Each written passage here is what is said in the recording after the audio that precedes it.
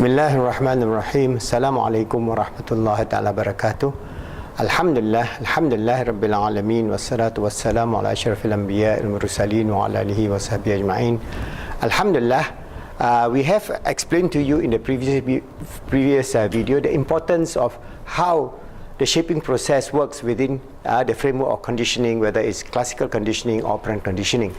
So what's important is this shaping process is the key in terms of what we do, especially in life. And everything is shaped by conditioning. All right. So for example, our Holy Prophet Muhammad ﷺ says that every child is born fitrah. That means they are born good, pure, clean, and believers.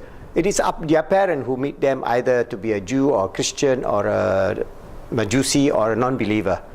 All right. So that shows that there is this whole influences within the way in which we shape ourselves, our family, our society, and the world at large. So everything is bounded by the conditioning and the shaping process. These two you must learn. If you know how to handle that, then you'll be able to actually develop a very positive approach to shaping your life, to become achievers in life. I've explained this in our Islamic Motivation PIP. You go to our YouTube there's 135 videos telling you how to become achievers, the 6 P's, G and L, and how each and every one of the factors affects you in terms of you trying to shape your life to be an achiever, because there must be a process, there must be a methodology. So I give you, inshallah, the process and the methodology, and then you shape yourself towards that direction. It will not be perfect. Every shaping process will have its ups and downs. For example, I give you the previous video to get Aiman to become good at cleaning and making the room beautiful. Sometimes at this level, it's very tough because they are used to the idea that they can throw away their toys, and then the maid or the mother, out of her sympathy, just allow that very bad behavior to continue. And then you want to shape it at a later stage when the child is already quite rebellious. Then it will be very difficult, especially if they are shaped to be lazy. A lot of parents does that. There's negative shaping process. To be rude, there's no adab. There are a lot of parents doing that, and this then you want to change. It is not possible. That's why in the Malay language there's a saying, an axiom, says leturkan buluh semasa rebung. That means if you want to shape a bamboo tree to make it bend and turn, when it is at the shoot, then you start working on it. So you must start at the earliest possible period in a child's life to shape, because the faster you shape the child towards a most positive idealism, positive worldview, positive behavior, adab, they will then grow within that beautiful commitment towards having a good life. That's a responsibility of every parent, and we know that a lot of modern parents, they leave the upbringing of the child to a maid. So what happened to the child? The child have a mindset of a maid. For example, if that child is left for 10 years with a Filipina maid coming from a poor village with no education, the child will pick up that behavior pattern. Crude, not so good. I'm not saying that they are all bad. In fact, a lot of them are very refined, they are educated, but that is the thing. You leave your childhood shaping process to a maid, they will have a mentality of a maid. So if you are professional, you bring up your child, then inshallah your child will have the same bonding with you, and they have the same kind of shaping process that brings he or her towards success. But a lot of time we subcontract our shaping to the schools, to the kindergarten, to others, and so on. So that is the most important aspect of a child's life. It is no point that we earn ringgit 1 million or $1 million. It's no point. All right? There's no bonding, no love, no caring, no sharing, no shaping between you and that child. That child, you may be the biological parent of that child, but then the child will not care for you. And this is happening in many families today. It is a sad thing where the conditioning is negative, the shaping process is negative, and when the child becoming teenagers, they go wild. Who is to be blamed? All right, they go into alcoholism, they go into drug addiction, they go into some of them even go into prostitution. They're rich, they're well-to-do, but they go into that kind of negative lifestyle. this is where we have to take responsibility to shape our children in the best possible manner. I'm going to give you an example. My mother, my late mother, may Allah be pleased with her and give her the best of Jannah. She is not educated. She only go to 3 years of education and she can only read. All right? The Jawi, that we have this Arabic Malay script, and there are a lot of magazines in those days in the Jawi script. Nowadays there's it's all the Roman script, and we are poor. So because we are poor, we have no books at home. But she will then get from the aunties or the uncles, whoever have old magazines, you know, and she'll bring home. And how does she groom me to become a person who loves knowledge and reading? That is a shaping process, even though she never studied psychology, but she's very smart. All right, so she knows how to groom me to become an avid reader and a person who has a quest for knowledge. So her approach is very simple. All right, her bonding with me is tremendous. I have an elder sister. She is about 4.5 years older than me. She goes to school. When she goes to school, my mother, because I am a naughty little boy running around here and there, all right, she will catch me, and then when she wants to have her rest time, she wants to read her magazine. And as she reads her magazine, at the time I was about 3 years old, 2.5, 3 years old, she will grab me and then put me on her knee, and then she will read her magazine. As she reads, she also, to distract me, she says, this is a bridge. Ini jambatan. She will tell in bahasa. Ini burung. So any picture that relates to a scenery. I don't have a picture book or anything like that. I just have magazines, and as magazines have scenery, have animals, have cartoons, so she will explain that to me. All right. So from that age onward, I was fascinated by the aspect that she is reading, and then she read aloud what she reads in Jawi, Malay script, and I understand that. Naturally, I understand that. But a lot of the topics is beyond me. But at least she reads, and then she just, to distract me, she gives me the idea of picture. So the first step is, what does she do? She bond with me. So the most important, what did she give me is love. So the first thing in shaping is love. You must have tremendous love. Out of her tremendous love for me, she wants me to learn how to read. But we don't have preschool those days. We do not have anything except old magazines. So that was her only tool that we can afford. All right? So she gives me that, then she asks me to identify. The next stage is the shaping process, identify pictures. So I have pictures, and then she explained the pictures to me. So I have this love, the bonding with her, I have the pictures. All right?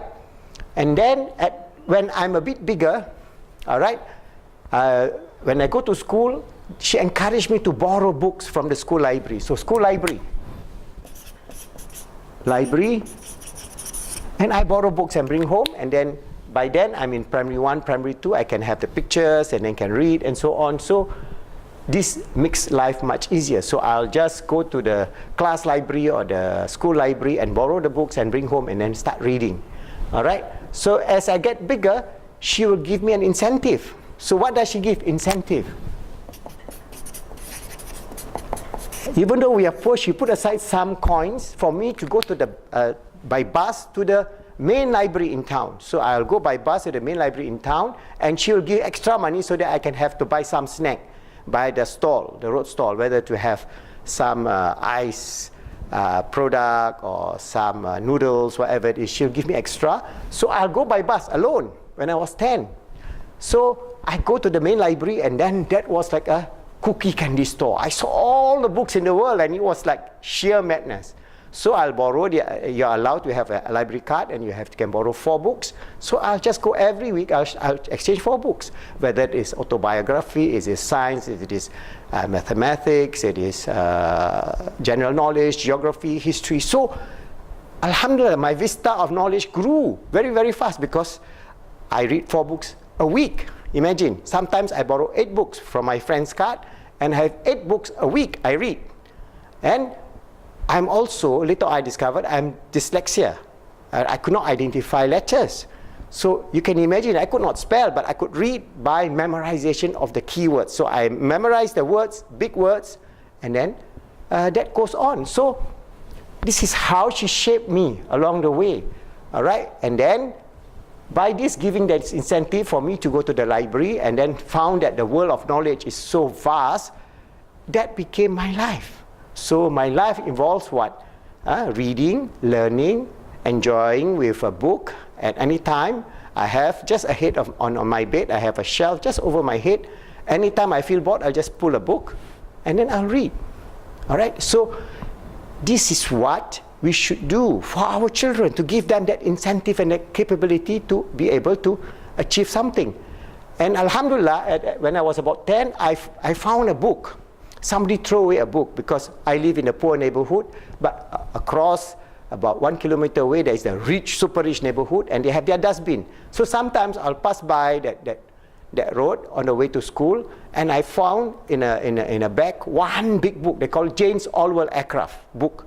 It's an old edition of the book. It is a 1950s edition, all right, which is no use to them, but it is so useful to me, and it describes all kind of aircraft. And that book is about 1,200 pages. It's thick and big. So it was a heavy thing. Alhamdulillah, I got that book, and I became so interested in aviation. So every day I'll just run through. So if you ask me at that time, within 2 years or 3 years, I master whether it is a Russian make, or at that time they have various British aircraft, and so on. So I learned this love for engineering, and my vision then was to become an aircraft engineer. All right, and which I nearly did, because as I go along, I did apply at that time to become a maintenance engineer. Finally, at the last interview, I failed, but that doesn't mean that I could not be. So in the end, I ended up being an industrial engineer, all right, as a starting point in my career. But then you can outgrow because of your love of knowledge, then you can switch, all right. So when I was in the US working for one multinational, all right, I saw the unlimited space in terms of at that time there was calling distance learning. So I took distance learning program, improved my curriculum vitae, and continue learning. So this is where it begins. The shaping process begins where? At 2 and 3 years old. So you must know that if you want to have your child to love reading, to love knowledge, you must encourage them and then see which is their area of their strength. They may be interested in poetry, so you go more towards poetry. They may be interested in biography, so you go more towards biography. They may be interested in novels. They may be interested in engineering. Whatever is that child's natural inclination, as long as halal, as long as it's good, you tag along and allow that child to have a whole spectrum of knowledge. That means don't be a mono kind of thing. That means you just don't tackle one aspect of knowledge, but spread your wing. So alhamdulillah, I have a broad reading, whether it is quantum physics, whether it is biography, whether it is poetry, whether it is Islamic metaphysics, you name it. I mean, it's just the joy of reading and joy of learning. All right, novels.